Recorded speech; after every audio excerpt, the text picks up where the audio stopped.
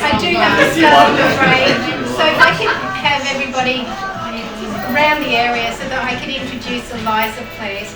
Because Eliza is just so lovely and she's the director of Blackbird. So I'd like her to have a little bit of a talk about Blackbird and introduce you to her. Eliza.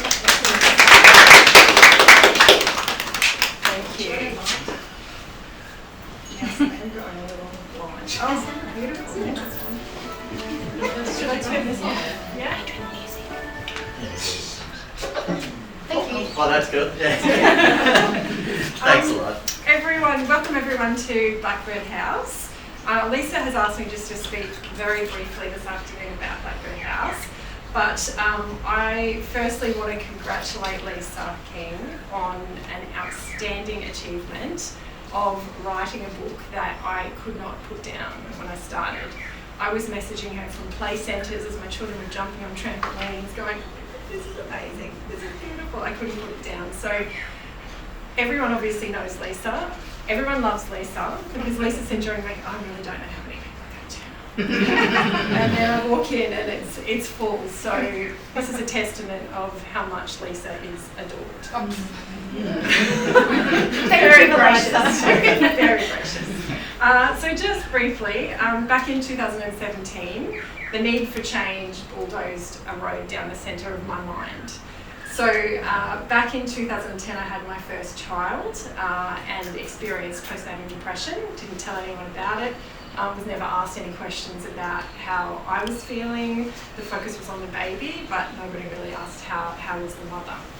So I struggled on and then went back to work and then got very unwell in 2017 with the flu and was lying in my bed, a lot of phlegm, and just decided that I had to do something about this. So that's when Blackbird Counselling started. So it was just myself working at the back of a chiropractic clinic, actually, around here in Caloundra.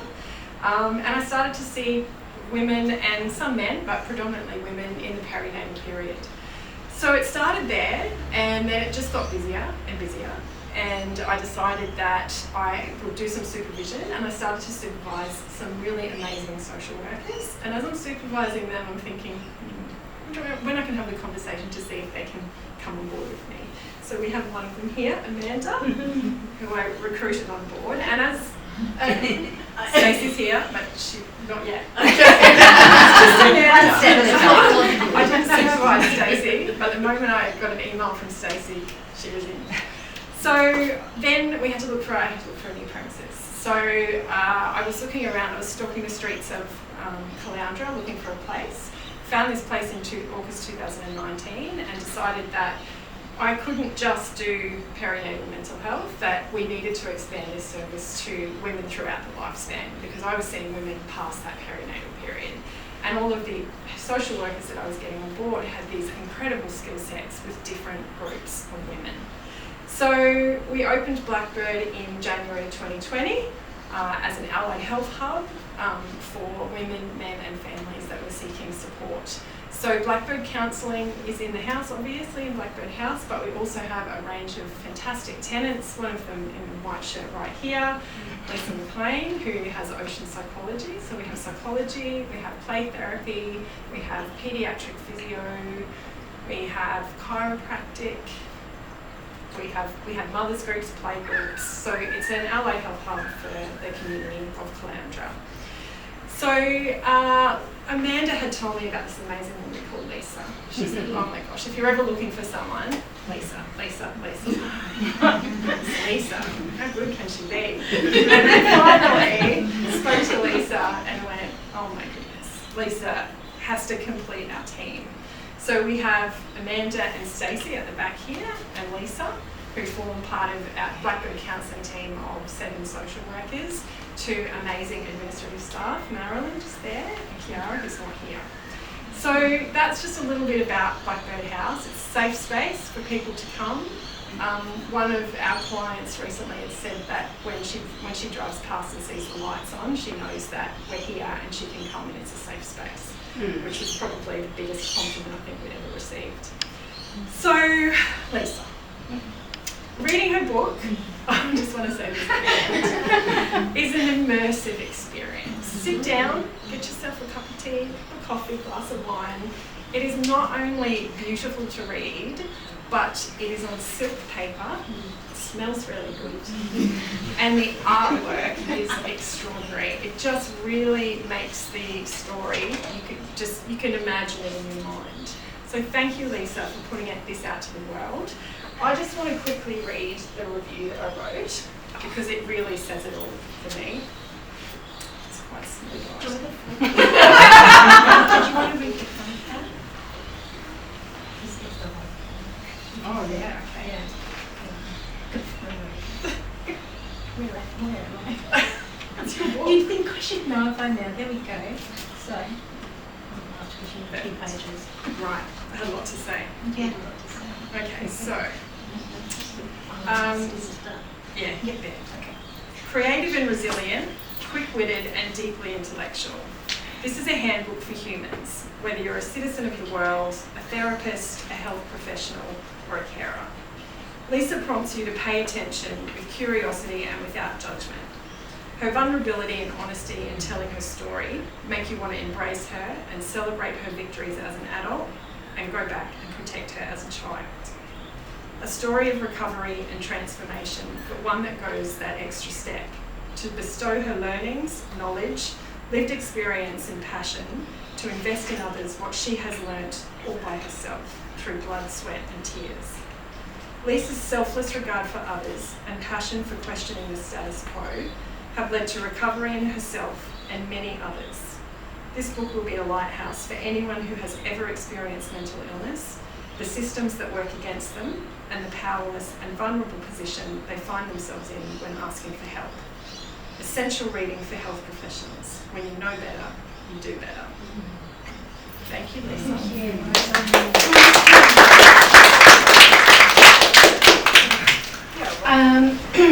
I have written a speech because I don't think I'll remember anything after that, so thank goodness I have. It's absolutely wonderful that each and every one of you can be here to share the launch of Finding My Invisible Son. I very much appreciate your generous support and time. And I'd especially like to thank Eliza, of course, because she has provided seemingly endless support and generosity, and without it, I honestly think that without her, nothing we can't do approach to life, we would probably be sitting under a rotunda in the park this very moment. So very, very, very thank you. And thank you, Adrian, for your endless support, encouragement, and patience throughout my entire writing process. You needed a lot of patience. And to Jude as well for his amazing technical skills and at least instruction in how to create an audio book version of Finding My Invisible Son, which is yet to go out on Amazon because I hate Amazon. And I couldn't say that on LinkedIn or Instagram or anything else, but I really, really hate them. So I haven't got there yet. And thank you, Scott Clark, of Ramrock Entertainment, for so kindly offering to video, even though I really don't like being on videos, and photographing this event for my friends who couldn't be here. Thank you so much. And also I would like to give a special thanks to Amanda, who seems to be my #1 fan, and Eliza for having read my book and providing the reviews. I just feel so incredibly grateful. Thank you. So, everyone who knows me well, if you haven't gathered already, would know that I would much prefer to have one-on-one conversations with each and every one of you than be the centre of attention.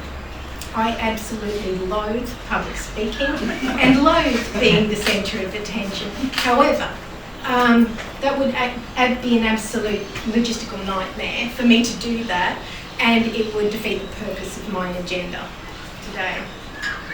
So, much like the Lion and the Wizard of Oz, I'm going to have to find my courage tonight. I have purposefully invited many of you to share this event because you've been instrumental in the creation of my story. Each of you has contributed to my life experience and my worldview. You have demonstrated kindness and respect. Many of you have provided friendship, fun and laughter. Some of you have provided wisdom, compassion and love. So many of you have communicated a belief in me, and I'm eternally grateful. Some of you have made me very surprised that I've written a self-published book. I would have loved my book to have been welcomed with open arms by the traditional publisher. However, the publishing world has changed, and I'm not Prince Harry. Sorry, I must have confused you with Prince William at some point in time. But I'm not Prince Harry with $1 squillion to pay some Pulitzer-winning journalist prize person to write my memoir. So here I am. I've had to write, research, illustrate, edit and design the entire book myself. And so thank goodness I completed a couple of masters in order to do it, because it meant I could use the university for access to free downloaded latest journal articles. And I believe that Ross from Friends would call that unagi. I must admit that writing this book has been exhausting and extremely emotionally painful. The consequences of producing Finding My Invisible Son have required enormous quantities of courage, an essential quality that I have drawn on for most of my life. Despite the fact that I find myself utterly exposed and vulnerable now that I've documented and published my life, and I've shared it with you at least, I feel irrevocably empowered. I was compelled to write this story because I'm just one of many people who have experienced trauma and mental illness. Without exaggeration, since I was in kindy, I have had a keen sense of what is fair and just. In fact, I remember the day I was told to pick up somebody else's rubbish. And I retorted, I'm not the slave of this kindy. I was simultaneously obnoxious and correct. I have always been fastidiously tidy, had an eye for detail, and had the other eye on the big picture. It seems to me that this is what's needed to bring about change when one can see that a system is rotten to the core. There is something very rotten in the state of the Australian mental health system, which is merely a microcosm of Australian public health. It appears to me that it is very convenient for our federal governments and various professional associations to maintain anachronistic paradigms set during the 15th century to separate mental health from physiological health, as though one can argue that it is simply mind over matter, that one can separate public health matters from national health and the economy from people. As Plato observed, the part can never be well unless the whole is well. I believe that each of us has a responsibility to demand change for the sake of the greater good, for health equity, and ultimately the empowerment and fulfilment of all Australians to be the best versions of themselves. I ask you, why is it acceptable, if not expected, that one may visit more than 10 times a GP, more than 10 times a year, to remain well and productive, but one needs to be secretive, and one must be weak to require and obtain permission to have more than 10 adequately rebated, affordable appointments with a mental health specialist? Is it not responsible, adaptive and progressive to be proactive about one's health and to mindfully attempt to contribute to the national welfare? Why are citizens being punished for desiring better health? According to the United Nations Human Rights Council, the right to health involves freedoms and entitlements. Freedoms include the right to control one's health, including the right to be free from non-consensual medical treatment and experimentation. Entitlements include the right to a system of health protection, that is, health care and the underlying determinants of health. that provides equality of opportunity for people to enjoy the highest attainable standard of health. Health does not discriminate between the body and the mind, nor should Medicare. Health is a human right, not a luxury for only those who can afford it. I'd like to read an excerpt from my book before I launch into further lectures. I get very hopping mad when I talk about these things, but I'd like to just give a little bit of context around it, because when I first started writing it, the first probably 4 chapters that you will read of it, I hadn't really researched as such. I just sat down and decided I have to start writing something. And it was around about 2014. I ran out of time and then just started downloading articles where I could until I think 2016 I did a little bit more, and then I stopped until the beginning of last year and then just wrote the rest. And it's taken about a year to publish it from last April. So what you hear now at the beginning of my book, the prologue, I suspect I'm a very different person. I just thought I'd mention that. Otherwise you might lose hope altogether. So, I'm reading you the prologue because it says so much about the style of the book without providing spoilers. So here we go. And I invite you at some stage, if you'd like to close your eyes, you're welcome to close your eyes. I find it easier. Not because you're not looking at me, but I think that you'll find some of it is quite semi-hypnotic in some senses. It's rather pleasurable at the beginning. After that, it's not so pleasurable. We were talking about the love that's gone so cold and the people who gain the world and lose their soul. They don't know. They can't see. Are you one of them? When you've seen beyond yourself, when you may find peace of mind is waiting there. And the time will come when you see we're all one, and life flows on within you and without you. Have you ever listened to music? Truly listened? Listen not just with your ears, but with every fibre of your being. Close your eyes. Shut out the rest of the world. Let the music become your world and allow yourself to become the music. Feel the waves of music as they embrace you, envelop you, accept you. You don't need to think now, just be. My internal music, my being, my truth, the parts that make me whole define me and are to the most part largely invisible to the human eye.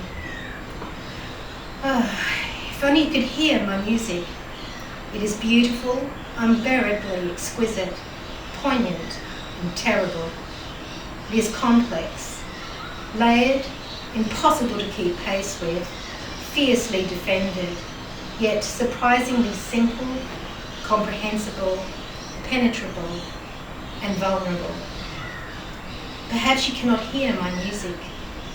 Perhaps my music is not to your taste and is at times unenviable. Nevertheless, it is valuable and lovable. Music is sacred. Music is life and reminds us of life. It is both written, it is both within us and around us. Music is the medium individually and collectively used to create, communicate, celebrate, inspire and unite. It allows us to share our thoughts, ideas and emotions.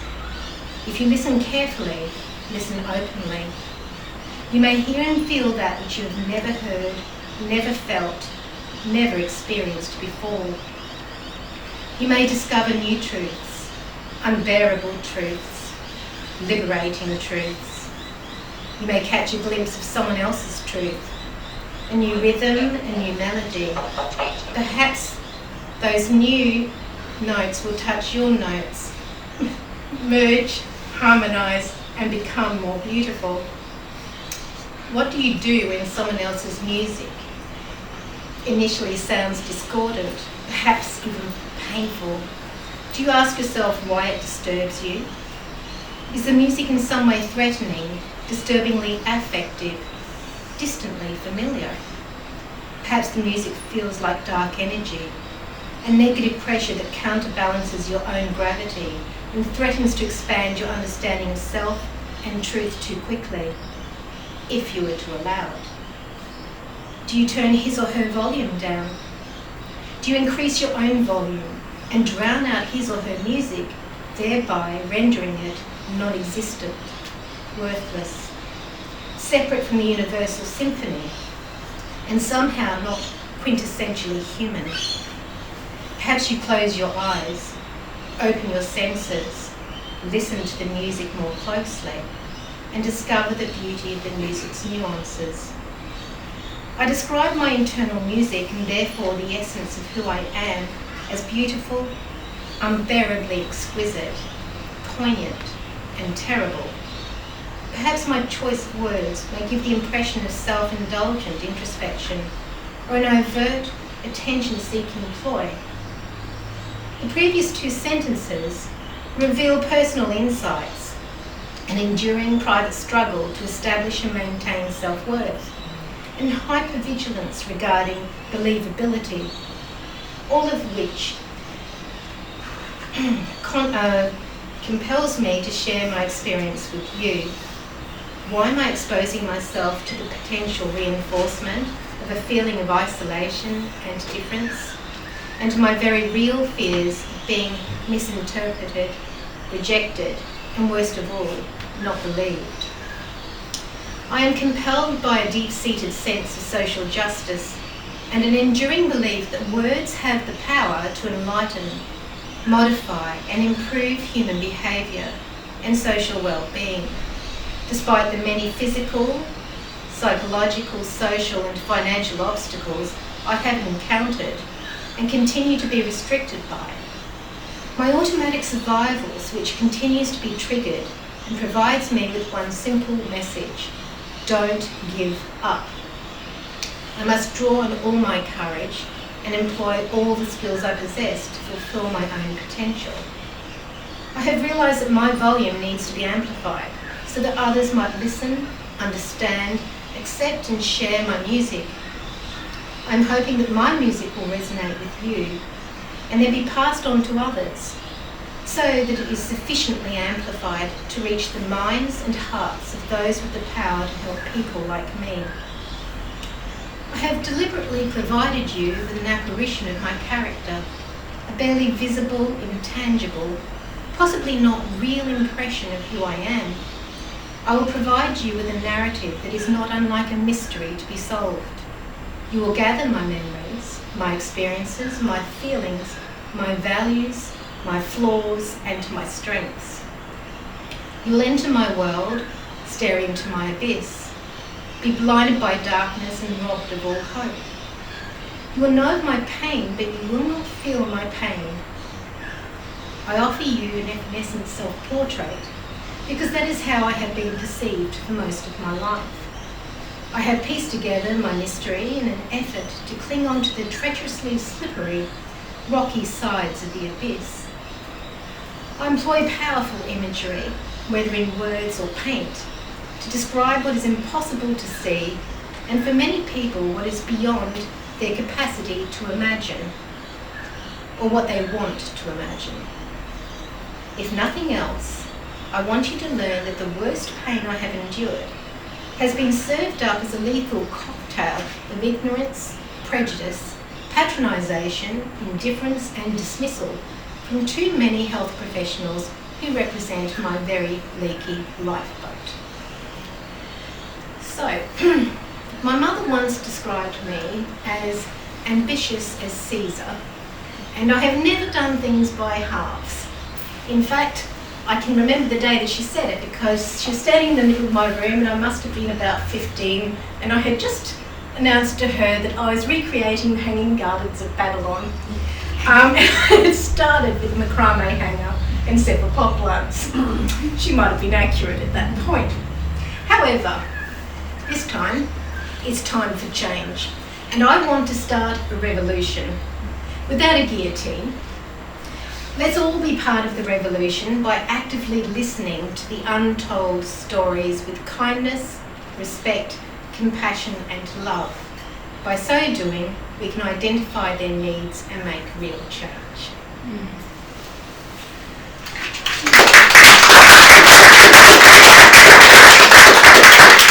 Please help yourselves to more champagne, because we've got lots of it, and food, and anything else you want to do. I do have to throw you out of the door by 6:30 because I have a restaurant to go to and a room to pack up. So thank you all for coming. Thank you. If